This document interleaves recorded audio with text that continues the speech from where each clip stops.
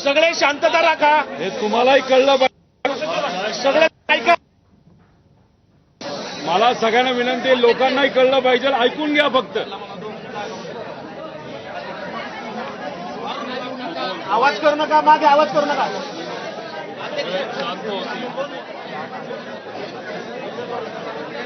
2 दिवसापूर्वी डीजीसीए यांच्याकडनं एक रिपोर्ट आलेला आपण सगळ्यांनी बघितला. हा रिपोर्ट आहे 24 फेब्रुवारीचा. तो रिपोर्ट आल्यानंतर कालच्या दिवशी मी व माझ्याबरोबर काही आमदार, सर्व पक्षीय आमदार, त्याच्याबरोबर काही पदाधिकारी आणि काही सामान्य लोक मिळून मुंबईमध्ये असलेल्या मंत्रालयाच्या जवळ जे तिथं पोलीस स्टेशन आहे, त्याला मरीन ड्राईव्ह पोलीस स्टेशन म्हणतात, तिथं आम्ही गेलो आणि काय इच्छा व्यक्त केली तर अजितदादांचा जो घात नाही तर अपघात झालाय 28 जानेवारीला, त्याच्याबद्दल हे डीजीसीएने जो 24 तारखेला रिपोर्ट दिलेला आहे त्याच्यामध्ये व्हीएसआर कंपनीकडनं काही नेग्लिजन्स झालेला आहे आणि त्याच्यामुळे हा अपघात झाला असं कुठेतरी सिद्ध होतं. त्यामुळे याच्या बेसिसवर एफआयआर व्हावा यासाठी आम्ही काल मुंबईला गेलो होतो. आता याच्यामध्ये काही लोकांनी शंका व्यक्त केलेल्या आहेत. याच्यामध्ये शंका काय आहे तर मी मुंबईला एफआयआर करू शकतो का? मुंबईला एफआयआर 100% हा BNSS जो 2023 ला कायदा आलाय, झिरो एफआयआर कॉन्सेप्ट, म्हणजे कुठेही तुम्ही एफआयआर करू शकता आणि तो एफआयआर आपल्याला ट्रान्सफर करता येतो. त्यामुळे मुंबईमध्ये करण्याचं कारण एवढंच की इथं जर आपण एफआयआर केला असं जो आज दुर्दैवाने इथं आपल्याला यावं लागतं आणि करावं लागतं, इथं गर्दी खूप मोठ्या प्रमाणात होईल म्हणून आम्ही इथं न येता मुंबईत हा एफआयआर करता येतोय का याचा प्रयत्न तिथं केला. त्यामुळे मुंबईत एफआयआर होऊ शकला असता, पण तो त्यांनी तिथं स्वीकारला नाही.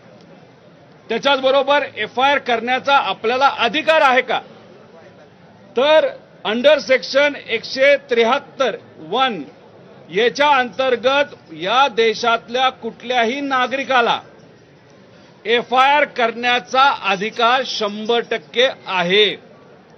आणि याच्यात हा अधिकार कसा दिला गेला तर एक सुप्रीम कोर्टमध्ये याचिका होती, त्या याचिकेचा निकाल देत असताना सुप्रीम कोर्टाने निर्णय दिलेला आहे ललिता कुमारी versus government of Uttar Pradesh, FIR करण्याचा अधिकार हा सगळ्यांचा आहे. तुमच्यातल्या पण कुठल्याही व्यक्तीला, बारामतीच्या असू नये तर महाराष्ट्रातल्या कानाकोपऱ्यातून इथं लोक आली, त्यांनी जर ठरवलं असतं एफआयआर दादांच्या केसच्या बाबतीत व्हावा, तो 100% तो करायला पाहिजे आणि तो त्यांनी स्वीकारला पाहिजे पोलीस प्रशासनाला. असा अधिकार हा आपल्या सगळ्यांना आहे. बर 24-25 तारखेपर्यंत आपण का थांबलो? याच्या आधी 28 तारखेला ही घटना घडली, 30-31 तारखेला सुद्धा आपण एफआयआर करू शकलो असतो, पण आपण थांबलो. तुम्ही थांबलात, आम्ही थांबलो, सगळे थांबले. नाही, खोलात जाऊ द्या, काय होतं हे आम्हाला समजू द्या. आणि मग जेव्हा 24 तारखेला या डीजीसीएलनीच सांगितलं की आम्ही 24 फेब्रुवारीला डीजीसीएल म्हणजे परवा सांगितलं की व्हीएसआर कंपनीकडनं काही गोष्टी या नॉन कम्प्लायन्सेस झालेले आहेत. विमान चालवत असताना नॉन कम्प्लायन्स हा कुठलाही त्या ठिकाणी स्वीकारला गेला नाही पाहिजे, म्हणजे व्हीएसआर हे जबाबदार आहेत.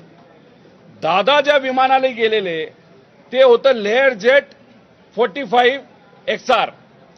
हे विमान या व्हीएसआर कंपनीकडनं अशा प्रकारचे किती विमान आहेत? 7 विमानं होती. त्यातल्या एकातून दादा प्रवास करत होते आणि त्याची दुर्घटना त्या ठिकाणी झाली. 2023ला दुसरं विमान जे मुंबईमध्ये तिथं दुर्घटनाग्रस्त झालं राहिले किती 5 आणि या 24 तारखेच्या आदेशाप्रमाणे डीजीसीआयच्या 5च्या 5 राहिलेले विमान हे ग्राउंड करण्यात आले. म्हणजे तुम्ही उडू शकत नाही असं सांगितलं. म्हणजे कुठेतरी नॉन कंप्लायन्स होता हे डीजीसीने मान्य केलं. कुणी तो नॉन कंप्लायन्स केला? हा केला व्हीएसआर कंपनीने. आणि मग कुठलं विमान होतं? ते होतं लेअर जेट 45 XR. मग मला हा प्रश्न आपल्या सर्वांना करायचा आणि तो प्रश्न मी पोलिसांसमोर सुद्धा केला की मग जर 5च्या 5 आज असणारी विमानं तुम्ही ग्राउंड करता, ते बंद ठेवता, मग अजितदादांना खराब विमान का दिलं गेलं? ते चुकून दिलं गेलं का मुद्दामून दिलं गेलं? या बाबतीतला FIR करण्यासाठी आम्ही सर्वजण इथं आलो होतो.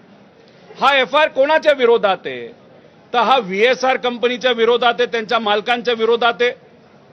त्याच्याचबरोबर जर एअरवर्दीनेस म्हणजे विमान उडू शकतं नाही शकत हे बघण्याची जबाबदारी कोणाची असती? तर डीजीसीएची असते. मग कोण असे अधिकारी होते की अजितदादा